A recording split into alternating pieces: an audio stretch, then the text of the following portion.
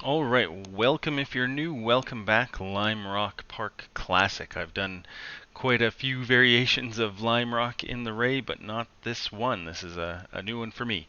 Track is 31 degrees, usage 3%, so that's not great, but 31's probably going to be middle of the road. It could be a cooler track, could be a little bit warmer.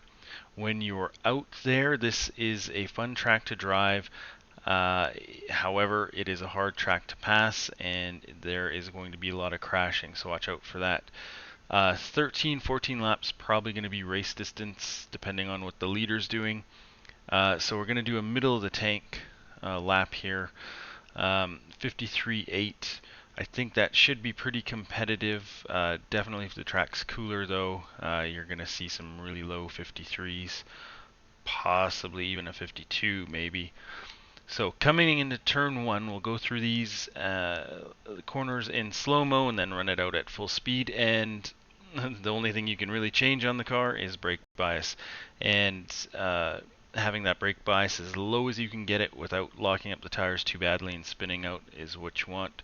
This car understeers, doesn't rotate all that well with the fixed setup.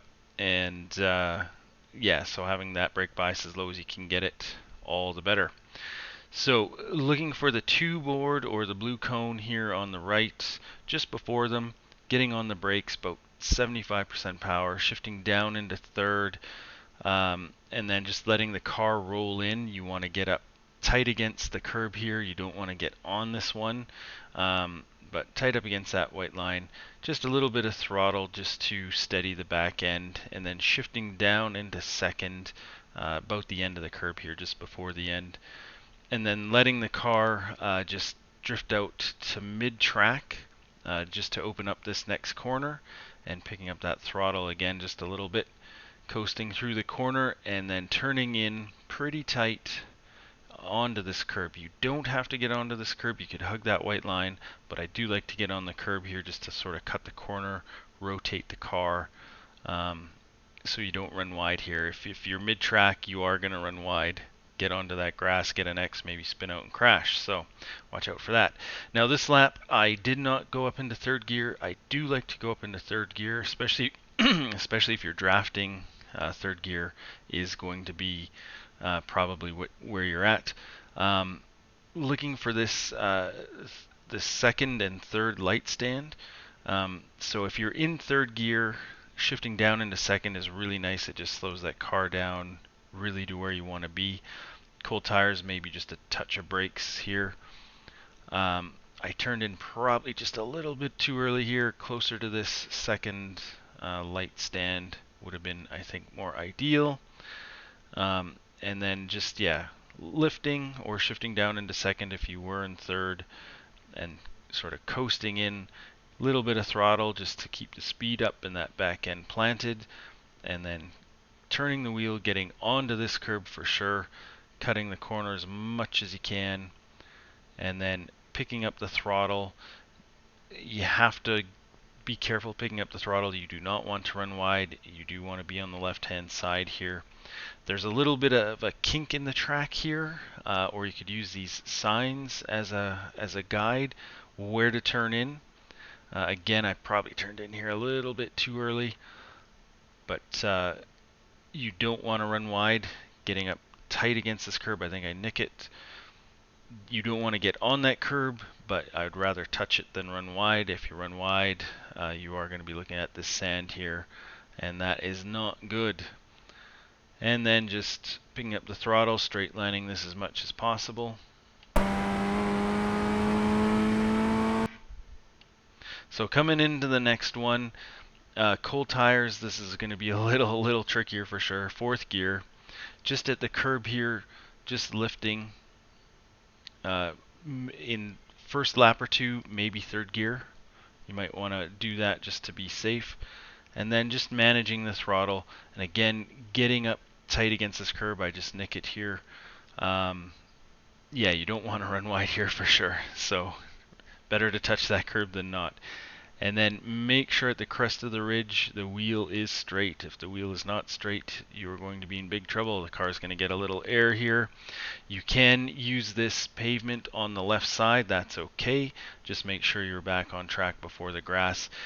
If the car is straight and you touch this grass, you will get an X, but it's not the end of the world. It'll slow you down a little bit, but just make sure that wheel is straight. If you are sideways and you touch that grass, you're going to be going into the wall. And watch out for the guys in front of you. If they touch that grass, be prepared to get evasive, because they are going to be spinning across the track. Next corner, fourth gear. Not really a great marker. You can use this big fir tree on the right. Depending on your view and your graphics and all that stuff, there's a yellow bit of rust or paint on the side of the barrier here, and then a darker section. That's a good marker to use if you can see that on your setup. So fourth gear, just dropping it down to third, just a touch of brakes. Again, you don't want to come in too hot here and run wide. That is not good. Getting right up tight against that curb again. If you touch the curb, not the end of the world, but you don't want to run wide. And then picking up the throttle as early as possible. Using all of the track on exit here. Again, you run wide, it's very easy to touch that grass, and if you touch that grass, that is very dangerous. Coming over the crest of the ridge here, shifting up into fourth. Down the hill again, not the greatest of markers, but again this yellow bit of paint on the barrier at the end of it, turning in. First lap or two, you may want to downshift into third through this, but once the tires are warm, fourth is faster. And then just a bit of a lift, and then again right up tight against this curb. I think I nick it again. Again, better to touch that curb than run wide. Picking up the throttle as early as possible. Now this corner is very important for your quali laps. You have to nail this curb or nail this corner to get a good quali lap in for the start of your hot lap. As well, this straight looks like you should be able to get a lot of draft and pass the guy in front of you, but it actually does not work that way so much here. If the car in front of you did catch the grass on exit, don't do that. That will slow you down quite a bit. So if the car did not nail this last corner in front of you, you definitely can get a good run and make a much easier pass if you both nailed the corner fairly similarly. Making a pass through here is actually not as easy as you think it's going to be, so watch out for that. And a 53.8.